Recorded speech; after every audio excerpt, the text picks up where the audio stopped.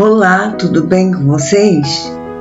Antes de começarmos a nossa leitura de hoje de fato, eu gostaria de fazer algumas perguntas para vocês que na verdade estarão sendo respondidas à medida que a gente for lendo nos capítulos de hoje. No capítulo 1, você pode responder se os falsos mestres podem surgir no meio da igreja. No capítulo 2, você pode responder: qual o poder da oração? Por quem devemos orar? Quem é o único mediador entre Deus e os seres humanos? No capítulo 3, um novo convertido pode ser pastor? Pastor pode ser solteiro? Deixe aí no comentário suas respostas ou até uma pergunta que você queira fazer. Vamos à leitura de hoje então. 1 Timóteo, capítulos 1, 2 e 3. Capítulo 1. Paulo, apóstolo de Cristo Jesus, por ordem de Deus nosso Salvador, e de Cristo Jesus a nossa esperança. A Timóteo, meu verdadeiro filho na fé, graça, misericórdia e paz da parte de Deus Pai e de Cristo Jesus nosso Senhor. Conforme te solicitei quando partia para Macedônia, permanece em Éfeso para advertires a certas pessoas que não mais ensinem doutrinas falsas e que parem de dar atenção a mitos e genealogias intermináveis que causam discórdias em lugar de propagarem a obra de Deus que tem como fundamento a fé. O alvo dessa orientação é o amor que procede de um coração puro, de uma boa consciência e de uma fé sincera. Alguns, contudo, se desviaram desses princípios e se entregaram a discussões sem valor algum, intentando ser mestres da lei quando não compreendem nem o que propalam, nem os assuntos sobre os quais fazem afirmações com tanta convicção. Sabemos, todavia, que a lei é boa, se alguém a usa de forma adequada.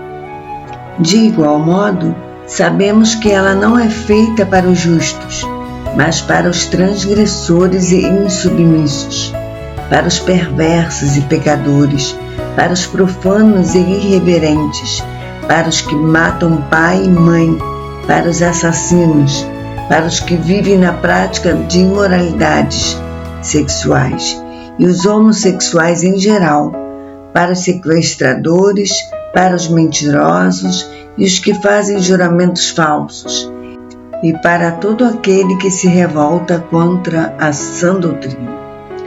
Esta sã doutrina encontra-se no glorioso Evangelho que me foi outorgado, a saber, o Evangelho do Deus bendito. Sou grato para com aquele que me fortaleceu, Cristo Jesus, nosso Senhor, que me concedeu forças e me considerou fiel, designando-me para o ministério. A mim, que em tempos passados fui blasfemo, perseguidor e insolente com tudo, ele me concedeu misericórdia, porquanto fiz o que fiz mediante minha ignorância e incredulidade, e a graça de nosso Senhor transbordou sobre mim com a fé e o amor que há em Cristo Jesus. Esta declaração é fiel e digna de plena aceitação. Cristo Jesus veio ao mundo para salvar os pecadores, dos quais eu sou o pior.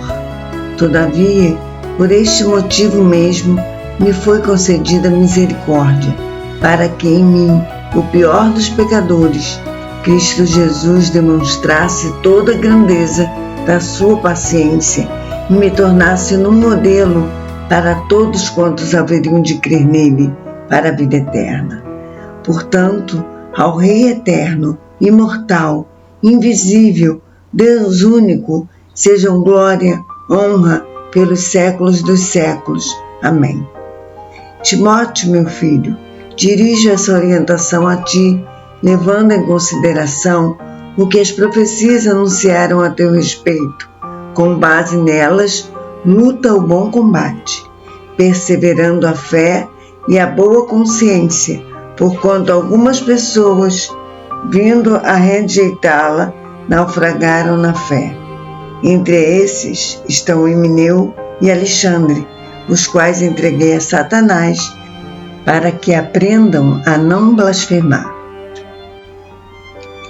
2 Timóteo, capítulo 2. Antes de tudo, recomendo que se façam súplicas, orações, intercessões e ações de graças em favor de todas as pessoas, pelos reis e por todos os que exercem autoridades, para que tenhamos uma vida tranquila e pacífica, com toda a piedade e dignidade. Isto é bom e agradável diante de Deus, nosso Salvador, o qual deseja que todas as pessoas sejam salvas e cheguem ao pleno conhecimento da verdade. Porque há um só Deus e um só mediador entre Deus e o ser humano, Cristo Jesus, homem. Ele se entregou em resgate por todos, para servir de testemunho a seu próprio tempo. Afirmo-vos a verdade, e não minto, ao declarar que para isso fui designado, pregador e apóstolo, mestre dos gentios, na fé e na verdade. Portanto, determino que os homens orem em todo lugar, levantando mãos santas, sem ira e sem discussões. Semelhantemente, recomendo que as mulheres se vistam com decência, modéstia e discrição, não com tranças, nem com ouro ou pérolas, nem com roupas muito caras, mas que se vistam de boas obras, como convém às mulheres que professam servir ao Senhor. A mulher deve aprender em silêncio, com toda a reverência, e não permito que a mulher ensine, nem exerça autoridade sobre o homem. Esteja, portanto, em silêncio, porque Adão foi criado primeiro e Eva depois. E mais, Adão não foi enganado, mas a mulher é que foi enganada e caiu em transgressão. Contudo, a mulher será restaurada dando à luz filhos, desde que permaneçam na fé, no amor e na santidade com bom senso. 1 Timóteo, capítulo 3. Esta é uma declaração digna de todo crédito. Se alguém almeja o episcopado, de fato, deseja algo excelente. É fundamental, pois, que o bispo seja irrepreensível, marido de uma só esposa, equilibrado, tenha domínio próprio, seja respeitável, hospitaleiro, capacitado para ensinar.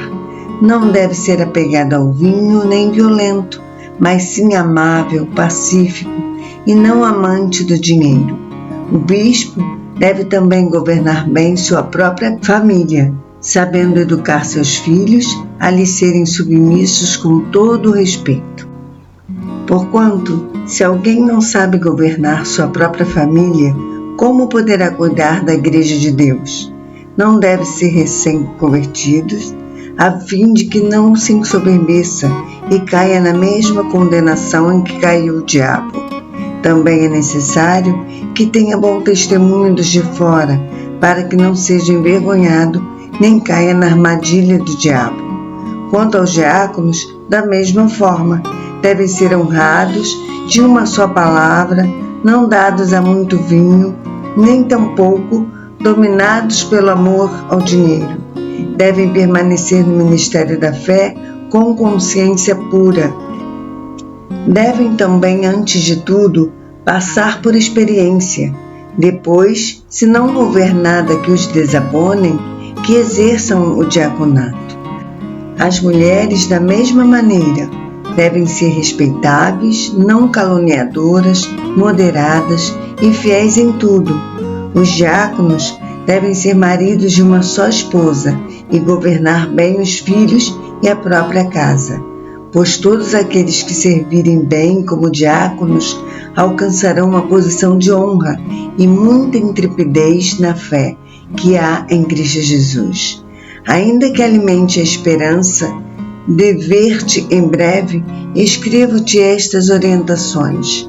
Contudo, se eu demorar, fique ciente de como as pessoas devem comportar-se na casa de Deus, que é a igreja do Deus vivo, coluna e fundamento da verdade.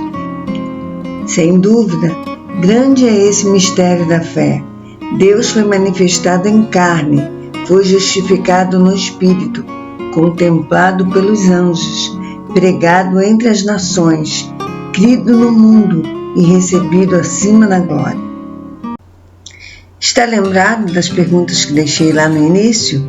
Então, busque respondê-las e eu terei o maior prazer em responder a você também.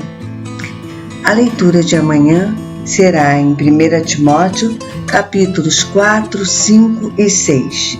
Eu espero você aqui amanhã para lermos juntos. Fiquem com Deus e até amanhã, se Ele assim nos permitir. Um abraço.